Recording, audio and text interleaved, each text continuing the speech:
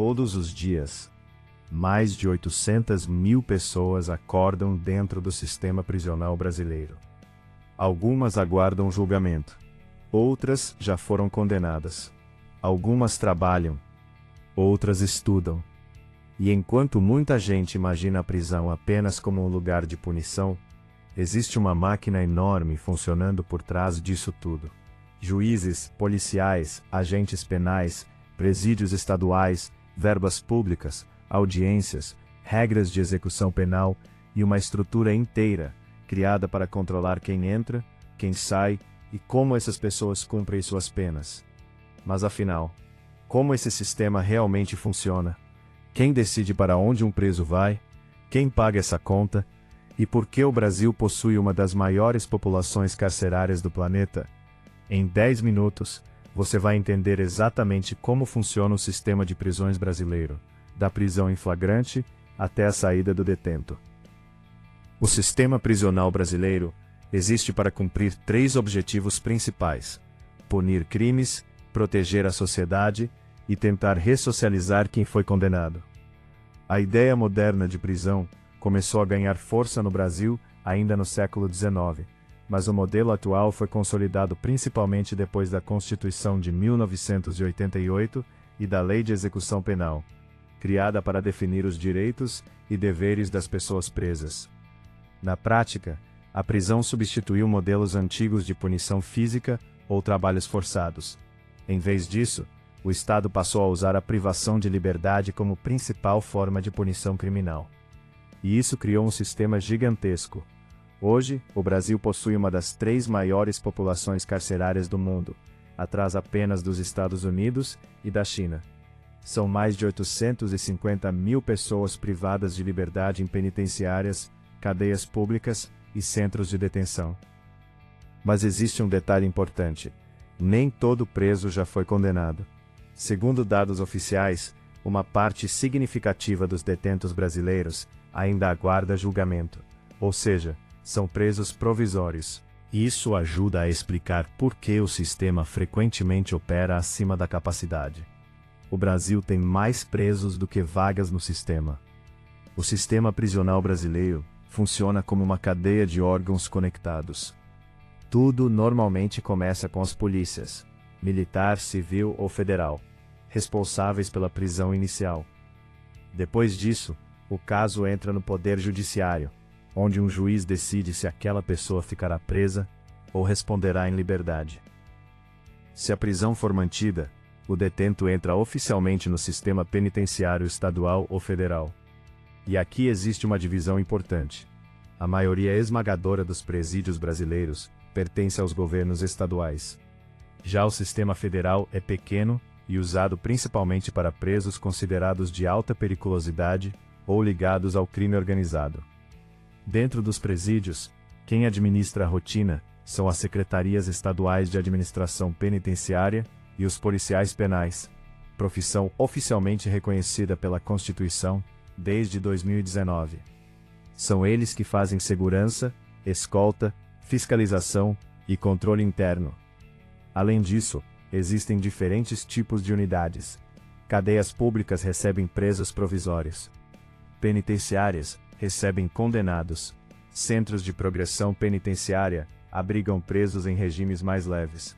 E há também unidades femininas, hospitais de custódia e centros socioeducativos, estes últimos voltados para menores de idade e fora do sistema prisional adulto. Tudo isso é fiscalizado por juízes da execução penal, Ministério Público, Defensoria Pública e conselhos penitenciários. Em teoria, o sistema inteiro funciona como uma engrenagem. Polícia prende, justiça julga, sistema penitenciário executa a pena e órgãos de fiscalização monitoram o cumprimento da lei. Agora vamos acompanhar o caminho típico de um cidadão dentro do sistema. Imagine que uma pessoa foi presa em flagrante por roubo. Primeiro, ela é levada para uma delegacia, onde ocorre o registro oficial da prisão. Em até 24 horas, essa pessoa deve passar por uma audiência de custódia com um juiz. Nessa audiência, o juiz analisa se a prisão foi legal e decide entre 3 opções: liberar o suspeito, aplicar medidas cautelares ou manter a prisão preventiva. Se o indivíduo permanecer preso, ele normalmente vai para um centro de detenção provisória enquanto aguarda julgamento. Depois do julgamento, se houver condenação, começa a chamada execução penal. A pena pode ser cumprida em 3 regimes: fechado, semiaberto ou aberto. O regime depende da gravidade do crime, do tempo de pena e do histórico do condenado. No regime fechado, o preso permanece em penitenciária com controle total de circulação. No semiaberto, ele pode trabalhar ou estudar fora durante o dia e retornar à unidade. Já no aberto, o cumprimento ocorre com regras mais flexíveis, muitas vezes em casas de albergado ou prisão domiciliar. Durante o cumprimento da pena, o preso pode reduzir parte do tempo através de estudo ou trabalho, processo conhecido como remissão de pena. E conforme o tempo passa, o juiz da execução penal avalia benefícios como progressão de regime, saídas temporárias e liberdade condicional. Do ponto de vista do cidadão, parece apenas ser preso, mas internamente existe uma enorme burocracia jurídica, administrativa e financeira funcionando todos os dias, para manter o sistema operando. E quanto custa manter tudo isso funcionando? Muito. O sistema prisional brasileiro é financiado principalmente pelos governos estaduais, usando recursos públicos vindos de impostos. Existe também o Fundo Penitenciário Nacional, administrado pelo governo federal. Segundo dados oficiais, o custo médio mensal de um preso no Brasil varia bastante entre os estados, mas frequentemente ultrapassa os R$ 2.000 por mês por detento. Em alguns estados, esse valor é ainda maior. Manter um preso pode custar mais do que um aluno da rede pública.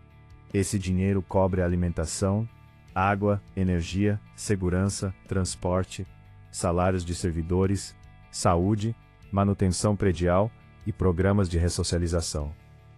Com centenas de milhares de presos, o orçamento anual do sistema penitenciário chega a bilhões de reais. Além disso, o déficit de vagas gera necessidade constante de construção de novas unidades, reformas e ampliação da estrutura. E como presídios exigem segurança máxima e operação contínua 24 horas por dia, o custo operacional acaba sendo extremamente elevado. O sistema possui alguns resultados importantes. Um deles é a padronização nacional da execução penal. Hoje existem regras unificadas sobre progressão de pena, direitos básicos e fiscalização judicial. Outro ponto positivo é o aumento de programas educacionais e de trabalho dentro de presídios em diversos estados. Mas os desafios continuam enormes. O principal deles é a superlotação. Em muitas unidades, o número de presos ultrapassa a capacidade oficial, o que dificulta segurança, higiene e ressocialização. Outro problema frequentemente apontado é a lentidão judicial e o grande número de presos provisórios aguardando julgamento. Isso pressiona ainda mais o sistema. Mais presos não significa automaticamente menos criminalidade. Ao mesmo tempo, especialistas discutem constantemente o equilíbrio entre punição, segurança pública e reintegração social. Porque no fim das contas, a maioria dos presos eventualmente retorna para a sociedade.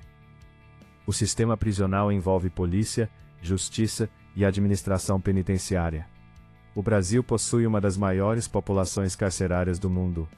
O sistema enfrenta desafios de custo, superlotação e ressocialização. No final, o sistema prisional brasileiro é muito mais complexo do que apenas colocar alguém na cadeia. Existe uma estrutura enorme, operando diariamente para investigar crimes, julgar pessoas, aplicar penas e administrar centenas de unidades espalhadas pelo país. E mesmo quem nunca passou por esse sistema é impactado por ele, seja através dos impostos, da segurança pública ou das decisões judiciais que afetam toda a sociedade. E agora eu quero saber, qual parte do sistema prisional brasileiro mais te surpreendeu? A quantidade de presos? Os custos? Ou o funcionamento interno? Comenta aqui embaixo, porque eu quero ler a opinião de vocês. E se você gosta desse tipo de explicação simples sobre estruturas gigantes que fazem o Brasil funcionar, no próximo vídeo a gente vai mostrar como funciona o sistema tributário brasileiro, por trás dos impostos que você paga todos os dias. Se inscreve no canal, porque entender os sistemas do Brasil ajuda você a entender o próprio país.